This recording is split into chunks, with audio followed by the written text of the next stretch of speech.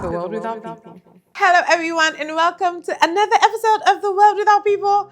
My name is Ayomide, and I'm so excited. I'm always excited, but it's been a while. I've missed you guys. I have to explain myself. I'm so sorry. But welcome. How's it been? It's been like a month and a half, and I'm so sorry. I feel like it was a very unexplained, unexplained absence, and I really do apologize. It was not intentional. But guys, your girl needed a break. I was tired. I just needed rest. I needed to understand where my life was going. And as some of you know, it's the big 40 this year. Guys, I look 25. I don't know what's happening, but I look 25. And so at least that is going for me. But you know, when you're taking stock of your life and you're just trying to figure out what the hell is going on, where are you going, what are you doing, what's the future looking like, and you kind of start to overthink. And for a first child, overthinking is like second nature. So I think I got into my head a little bit. But I'm back. I'm excited. I'm ready. Somebody sent me a message at 7 a.m. in the morning and I was like, oh, I was just listening to your podcast. Your podcast is really good. And I'm like, 7 a.m. in the morning, why are you listening to my podcast? What's happening? But it also reminded me that, you know what? Whatever it is we're doing, however small, however little, there's a ripple effect. And this is why we should be consistent with what we do. And I'm grateful that, for the past 3 years, we have been consistent. And I promise that we will continue to be consistent. No more unexplained absences. There might be absences, but no more unexplained absences. But anyways, I'm back. We have a new team. We have a new social media person behind the scenes who's going to be hopefully helping us elevate and hoping that you guys engage more with our content. Grateful for the people who also stayed, our production team, and we're really looking forward. And I say we, it's not just me in front of the camera, but that's the point. There's a lot of people behind the scenes. There's a lot of conversations that happen, the photographers, videographers, social media, all of that. Claude, I have to give some credit to Claude for all of the, okay, how do we do this? What should we do? How do we elevate? All of that kind of stuff. But a lot of people, work behind the scenes to help us do this, and I'm so grateful. Okay, so where did I want to start from today? I wanted to give you an update. Guys, it's almost officially a year that I've been in this country, that I've not gone back home. I mean, home being the other home, right? I traveled recently for a week, and I'm still counting the fact that I've not been to the US in a year, almost a year. Guys, the real jackpot. I finally jackpot that. If I get to a year, I think that makes it official. I can't count. I can't, I always restart. I always restart from the last time I went, right? So the last time I went was September or August, got back in September. Guys, it's almost a year. I don't know what to do with myself. I feel like if I don't travel before a year, that means I'm actually a Lagosian. Can I say that? Can I officially say I am now fully Lagosian? But it's also been a very interesting time, just now trying to finally acclimatize, trying to figure out, okay, where's your favorite store? I was still asking somebody the other day, okay, where can I go and buy yam? Without going to the market, right? Without going to, you're going to Mile 12 or something like that. And, just trying to figure out where's that one place that you go for your own thing. That you're looking for hair supplies, or you're looking for, shower stuff and things like that, without hitting the call button and saying somebody should please help you bring it from another country. So trying to figure all of that has been very, very interesting for me. And I'm working, and I have to tell you guys about this work thing because it's a very interesting thing, given what I don't think I've ever explained it on here. Obviously, if you maybe follow me on Instagram, you might know. But as you all know, I have a degree in a totally different thing, public health. And right now I'm in hospitality. And I've been doing this since I literally got back to Nigeria. Because I followed my husband one day to his workplace and I'm talking to the owner and I'm like, yeah, sure, I'll help you. At the time I was still working remotely, so it's fine. No issues. I'm working remotely. I can do both, right? But then obviously America and Trump and you should, you have to start working, you have to start coming back into the office. So I haven't been working remote again, and I think this is what's not making the official jackpot dad. Like, you're actually back in the country. Like, you now need to start figuring out what this country, which is home. Of course, it's home. Like, it feels like home. I'm happy and everything, but like trying to figure out how this works for you. But now it also means that I'm like fully in hospitality. Like, I went from a freaking PhD in public health to hospitality, which in of itself, I think it's a plus for the hospitality industry. Like, I have people telling me, oh, go start your own consultancy, go start your own thing, and all of that stuff. And I'm like, is this really what I went to school for? But there's also the amount of people, and if I get $1 for every time somebody says, what are you doing here with a public health degree? Or if they know me personally, what are you doing here with a PhD degree? I mean, I don't think Otelola and I will be friends, but I'll be rich. I'll be richer. That kind of thing. So it's been like very interesting in that sense. But anyways, back to what I'm saying. So now I'm trying to figure out, what is my day-to-day? What does it look like being a Nigerian, living in Nigeria? Where do I go to for the things that I need? What's my hair store? Where do I go for shopping? Like, that's the one I haven't figured out now. Like, I can do grocery shopping fairly good enough. If I need to, I can buy like little things, like, I need to buy shampoo or something like that. But like, I don't know where to go for clothes. Everything happens online in Nigeria in a way that is not as effective as online in America, right? Online in America, I go onto the store, I go onto the website, and I can see what I want and, enlarge the pictures and all of that. Online in Nigeria is Instagram half of the time. And then you have to you have to make sure that Instagram is matching WhatsApp, is matching, whatever website they have, if they do have a website. Like the other day I called about hair, and then they said, I checked on WhatsApp, and they said, okay, only this, on Instagram, only this WhatsApp number. And then, and you can call. And then I go to the website. On the website, I'm seeing something a little bit different. So I'm like, okay, I want to call somebody to understand what it is. Because again, I don't know what is the true north, if that makes sense. Like, I don't know if the website is updated day to day, that tells me that this product that I'm seeing online, that is not telling me, like on Instagram, that hasn't told me that it's out of stock, but online is telling me it's out of stock. Which is it, right? And so I call Instagram, I call the number, and then they're calling a totally different price from what I'm seeing online, from what WhatsApp has even told me online. Which is it? Like, it can be so confusing. In America, you don't call anybody about whatever it is that you're shopping for. You buy your thing and you keep it moving. So, trying to navigate that. Then clothes, that one I haven't yet done. I will be very honest with you. I've been to 1 or 2 stores, Sia, Iconola, and I think there's one more store and I can't remember their name. But apart from that, like, I can't tell you, okay, I want to buy a t-shirt. Like, where do I go to? Like, where is the store you go to? Where's the place you go to for jeans? And I think that's been a very, very interesting thing. Now, obviously, I know I can go to the markets, like, but like, I don't want to go anywhere. Like, I want to be able to Amazon it, in a very, very easy, friendly way, and not, not having to explain, is there taxes, is there no taxes, is there delivery, who is paying for the delivery? Am I the one paying for the delivery, or is it the person paying for the delivery? Like the other day, I'm again getting hair, and the person sends the delivery rider to me, right? And I pay for the delivery, but then I ended up paying the person twice by mistake. And so, okay, how do I get my money back? I can't. Oh, by the way, I could not figure out how to go onto my app and just dispute the money, or have them just refund the money on my GT app.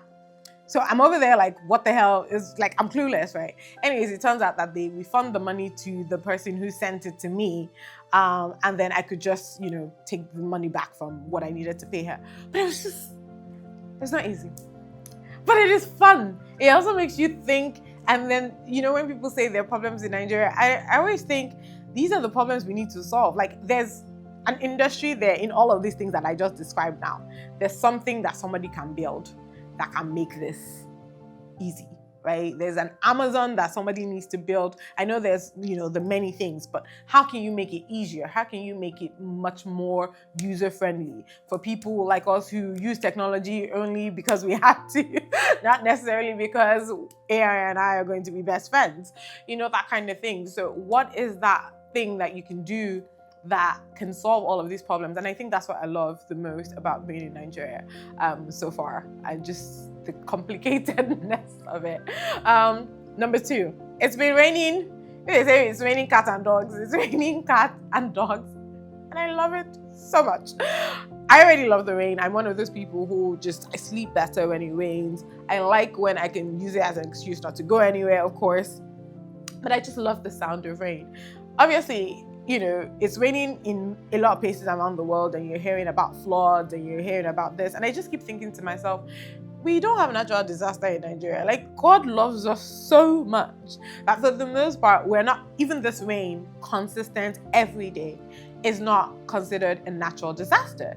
However, it is showing and continues to show the ineptitude of our government. And in many ways, we ourselves, let's be honest, we're part of the problem. The other day, I saw somebody throwing something on the road. I wanted to take something to now toss it to the person and be like, what kind of nonsense is this? Of course, that would have just cost even much more wahala. But my point just being that if we keep throwing things on the road, if we keep drinking a bottle of water and tossing it on the road and all of that, we're part of the people, part of the mess causing all of this.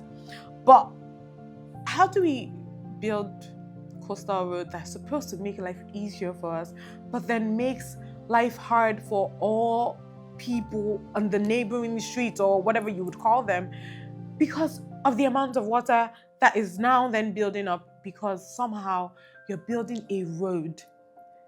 What is supposed to take you from one state to, if we're lucky, like an I-95, many different states, right? And there's no sewage, there's no drainage, there's no thought about. I can't believe there was no thought about it. I even can't not believe it, right? But you know what I think it is? I think it's already, again, what I'm saying is ineptitude. Because I remember when I first of all came and we could still access Coastal Road, and so we walked, take a walk. You were already seeing the so-called drainage thingies. I don't even know what they were trying to use them for, but they were already filled with debris. To the top with debris. So in other words, the people that are themselves making the road and cleaning, and whatever, they're putting the tar, they're putting whatever it is, they themselves, maybe they're eating and stuff like that, and then they will just toss it in the bin, because I cannot believe it's somebody from outside that has come. Like, it's not like, somebody on my street came and then decided that this was the, what's it called place, the garbage place. No, now. So it means that even the people that are doing the work, they've not gotten it into their consciousness that part of the work that they're doing, they should not go ahead and spoil it. So now you're seeing water from, in fact, if you're on my street, from both sides, from the coastal road side, from the Lekki Ekpe Expressway, we're stuck in the middle. And you're just like, haba. Like, if we actually had what is a natural disaster, like, people are saying, like, in Ghana, 48 hours of flood, 48 hours of rain, caused so much. If God is not merciful to us, like, and we've not had the breaks that we've had in between, what's it called? I don't know what's going to happen to our streets. And it's everywhere. All you people that keep saying that it's only on the island, you're liars. Stop lying. Please stop lying. Like, why do people do that? Like, island people. Guys, it is horrible on the mainland. I'm sorry, I'm less likely to drive on the mainland when it's raining than on the island, because a lot of those one-way roads and those really, really tight roads, I will just jump somewhere. I say all of this to say, it's an amazing country. I love us so much. I think you've still not seen resilient people. I mean, people are going to work. See, half of the time it's raining, I'm like, guys, it's raining, I'm not going to work. People are going to work. People are helping each other. I've seen, like, the other day, we had, a car get into the gutter because maybe it was their first time on this road or whatever. So they didn't know the difference between the road and the gutter, and they got into the gutter or whatever. And even in the rain, people came out and helped them. Nigeria is in many ways fun and amazing and just the best, in spite of all these things that I'm telling you about. Let me tell you something. All of you who say when you marry, you won't change your name. I mean, you don't have to. Officially, I might never, because again, it's just, I don't have the time.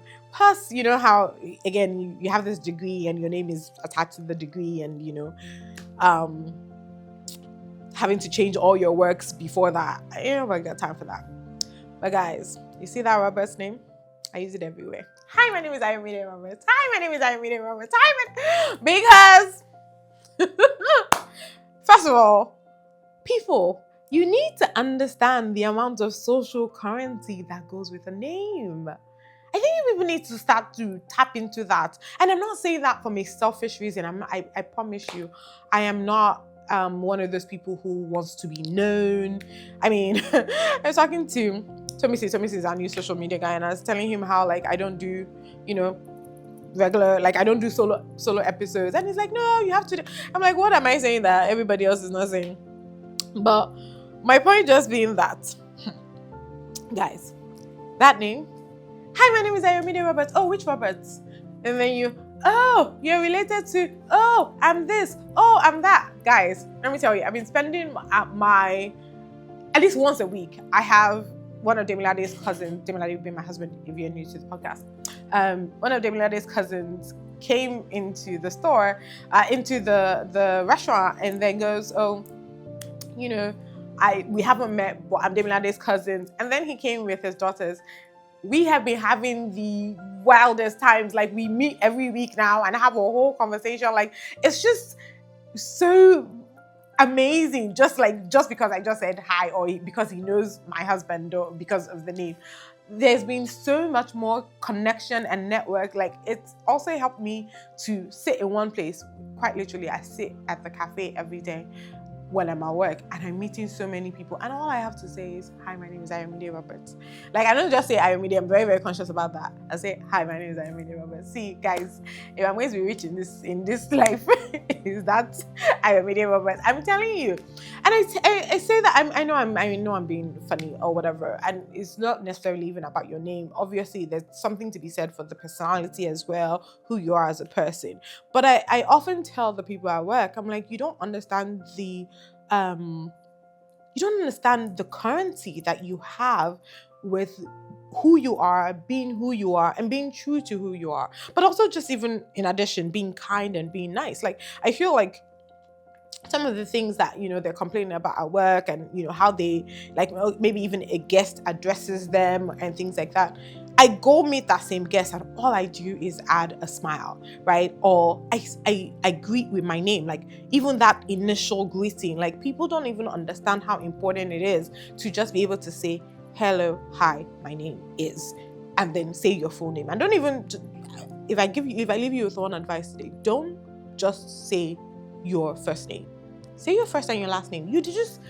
First of all, you don't know what that triggers in people. Sometimes it's that they know your dad, they know your mom, they know this, they know that.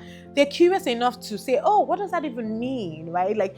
Where's that name from? Okay, and then it builds that connection that, we need, right? But the social currency, now I got, honestly, at least to the few places that I've been. So I go and I'm like, oh, hi, my name is Anna.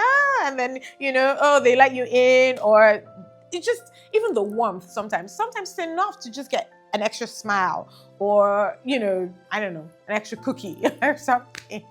I don't know. I feel like it's something that I've been wanting to tell people that has really, really helped me in integrating back into Lagos in a way that, I wouldn't have thought of, I wouldn't have expected. Anyways, shout out to my dad too, because yes, daddy gave me a good name too.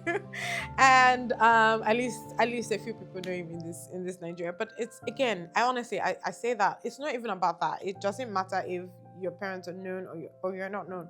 You could be the one that is starting with that somebody knowing your name, right? And that name being important enough, and that name, saying something enough. And I mean, let's be honest, how many Ayomides are in the world, right? So again, that adding your last name. I don't know why I'm saying this. I don't know who I'm saying this to, but I promise you, I think it's really, really important, and I think we should do that. And I think, remember, it's almost like that elevator thing that they always tell you, that 30-second elevator pitch, right? Say your name, say your full name, say it with your chest. And it's funny because I was seeing something on, I don't even know where, Instagram. Instagram is the only social media I know how to use. So if I see something, it's likely Instagram or LinkedIn, I guess, but LinkedIn is not really social. Anyways, whatever. My point just being that I was watching this thing and it was talking about how, like, we've lost our names and people don't use their names anymore. And in fact, it's the other way around, where, how if you go to a random class in Nigeria now, half of the time it's like Asha or Ethan or Louisa or something. Like, that's the first name that people will hear. But then people abroad are now being very, very intentional about giving their child a Nigerian name or Ghanaian or whatever it is, right? And so it begs the question: if there's that many Ayomides, I work, for example, I have another Ayomide. How many Ayomides are there, right? How many, whatever all my names are, and you guys know I use all my different names. How many of us are in the world, right? So making also that distinction, I think, is also very, very important. Again, don't know why I'm saying this. I just want you to remember that you are whole, a person. Your name matters. How you use your name matters, and it is a social currency. So I will leave it there. Okay, with that said, it's going to be an amazing rest of the season. I promise. We're going to bring some exciting guests. I'm going to try and talk some more. I'm going to try being the try being the operating word here. Especially as we delve into, I'm hoping, some very interesting topics, but also some very important topics, right? And I keep saying it, I'm getting, meeting more people, and so we're having these conversations told to each other, and we keep saying nobody talks about it. Nobody talks about it. No, okay, then when are we going to talk about it, right? I have this friend yesterday, if you guys are following her, Olori Koitos on Instagram, and she's having these really important conversations around, sex, around sex education to kids, especially, puberty and things like that. And you sometimes you see the comments and you see people saying, oh, you're doing really important work, and I'm thinking to myself, like, again, in 2026 in Nigeria, we're still finding it difficult to have these kind of conversations around puberty and what kids need to know, and sex and things like that. Guys, why are we making life so difficult? I don't understand. Like, with everything that we see on social media, and everybody and people in other countries, right, exposing things and talking about things, why do we find it so difficult? Like, what is in our culture, or what do we think our culture is? And maybe that's the question. Like, how are we define Nigerian culture that we don't even think that we can have open, honest conversations about things that apply to everybody? And even if they don't apply to everybody, they apply to a lot of people. And having these conversations will expose hidden secrets, will help somebody, especially things that affect us medically. Honestly, I really, really, really think we need to be able to think through, what is our culture? Do we really understand what a Nigerian culture is? Is Nigerian culture hidden and silent, and we don't tell things, and we don't talk about things, and we don't expose things, and we allow people suffer, and we allow people go through things that we can help with? Or is Nigerian culture just that we talk about it as long as it's not in the public? Like, we can, yes, of course, talk about it, but just don't talk about it in public. And that's something we really need to think about. Anywho's, like I was saying, we're looking forward to the rest of this the rest of this episode. I'm looking forward to turning the big 40. We're going to talk about that all every time you at least hear me talk, because I want to talk about what that is doing, at least for me, mindset wise. How am I fighting, for lack of a better term, those things where I feel like I'm not enough, I've not gotten there. I mean, obvious one being we don't have kids yet. We just got married, guys. Give us a break. But Nigeria, you're supposed to be 40. You don't have kids. That kind of thing. That is a push. That's. I mean, you have to. I mean, if you have the desire for it, right? If you don't have the desire for it, I can understand that you may not understand it. But I think if anybody has ever been there and they have the desire for it, they know what that feels like, right? But we're not talking about it. So I want to talk about it a bit. I also want to talk about, just, okay, like I said, degree, this is what I'm doing now. Where does that, what's it called? Where does that land in the scale of where I thought my life would be? I mean, obviously, I was one of those people who thought I'll be retired by 40. Maybe 50. Pray for me, guys. Pray for me. And so that feeling, right? And how, you, what's the word, juxtapose where you're supposed to be and still feeling happy and still feeling like you're in a good place. Like you know how you see all these things on Instagram. Oh God, I keep saying how you see all these things on Instagram clearly. But anyways, whatever. This idea of you're living in an answered prayer, right? And I am living in an answered prayer. But what does it feel like as a woman of God where you feel like, but this is not the full prayer and this is not the full answer and this is not how I thought it will be revealed? How does that, how does that work? How's your faith able to handle that in this time? Somebody was telling me, again about this whole baby issue, you have so much hope, you have so much patience, you're just so optimistic. Why do you have that? And I think to myself, I mean, the easy answer is fruit of spirits. God has given me fruit of spirits. Yay, me. But it's not always really that, right? I mean, it's God. 100%. Everything that we have, we own, all of that is God. But I also think it's a choice, right? I'm not going to kill myself. There's nothing I can do, right? God is the master and the owner of everything, right? But I think I've chosen that I can talk to my husband and cry about it and worry about it, maybe with my husband, with my close friends. But if I'm talking to somebody else in that situation, I definitely want to encourage. Like, that is my mission in life.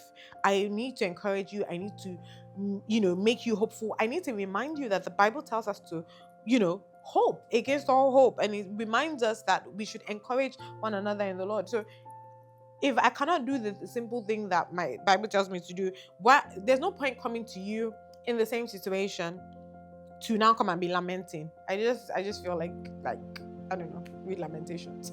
Okay, that was not funny, but you get my point. I mean, I think it's just, this is not the time and place, right? Like you need to know that there's people I think that you can carry your burden to and maybe unleash on. And honestly, as much as possible, I'll be very honest with you, it's something I try not to do. Even if I feel like my husband is strong, I don't want to burden him as well, and I don't want him to carry my weight. The Bible says we should lay it all at the feet of God. But realistically, again, we think about these things. How come we can't talk ourselves into feeling that hope, right? It's the same way we talk ourselves into feeling the sadness and the depression and the anxiety and all of that. I want to remind you, whatever you're going through, whatever it is, you're not married, or you thought you were going to be married, and I think a lot of us are, in one way or the other, where we're reaching whatever that age is or whatever that life milestone is that we set for ourselves, and we're not there where we're supposed to be. I want to encourage yourself in the Lord, right? I want you to remember to hope, right? Dream about it. Dream about what it would look like when that thing eventually comes into place, because it will. It just takes the time that it takes, because your story is unique and your story is different. But I don't want to ever feel like, or make anybody think, oh God, she's just the most positive person in the world. I don't cry. I don't have time for tears. But I do get sad, and I do get depressed, and I do get worried, and I do over calculate and calculate every I calculate every scenario and so if it works like this, and if it works like that, and if it works like that, or whatever. But what can we do? I don't know how else to say that. If you can't control anything, then what's the point? I hate this word, but I'm going to tell people, relax. Relax. Have fun. Enjoy yourself. Live your life. Do the best that you can. And let's see, right? Maybe by 50 we'll be saying another amazing story. But if not, people die every day. See, the life that you have right now, just live it, right? Anyways, I know that can sometimes sound so petty, but I hope somebody hears this today, because life is hard. I promise you, life is hard and difficult, and I just don't want people to keep living in their head, because I've been having a lot of these conversations. I don't want people living in their head sad. So it's a choice. I promise you it's a choice. Anyways, with that said, I want to tell you about this, my lovely shirt. I mean, not like I got in Portugal, so you can't go to Portugal to buy it. But I just want to remind you that human original, you are one of one. I saw the shirt and I'm like, I had to get it. You're one of one. See what it says? Unlimited edition, custom made. Like, you are custom made. Content may vary in mood. I love that so much. Perfectly imperfect, 100% work in progress. And I like this one the most. AI free, pure analog. That's who you are. Okay. So I thought I would remind you of my shirt, like a visual representation of what it is I wanted to talk about today. That you are amazing. Unlimited custom made edition. I wish I could forge the shirt and start to sell it, but I will not do that. Please, if you see this post, don't think I'm going to do that. But I just wanted to remind you, you're, like I said, unlimited edition, color, it says ever changing, adapts to light and mood. Supplier, what does it say? I can't read it. Confidential genetic design. AKA you are the only one with your DNA, and it's got that made you. Size, self-adjusting, growth included. Given that I've been working on this weight loss journey, it's very much self-adjusting. And then let me see, energy, ice cream, cookies, coffee, sun at the beach. Guys, if you know me, how 100% is this? Like that coffee, ice cream, even though I'm lactose intolerant, it doesn't it doesn't go past that. Okay, anyways, I hope you can see the shirt. Can you guys see the shirt? Are you taking a close-up of the shirt? Okay, good. Because I wanted to tell you, all this is what makes you genuinely, uniquely you.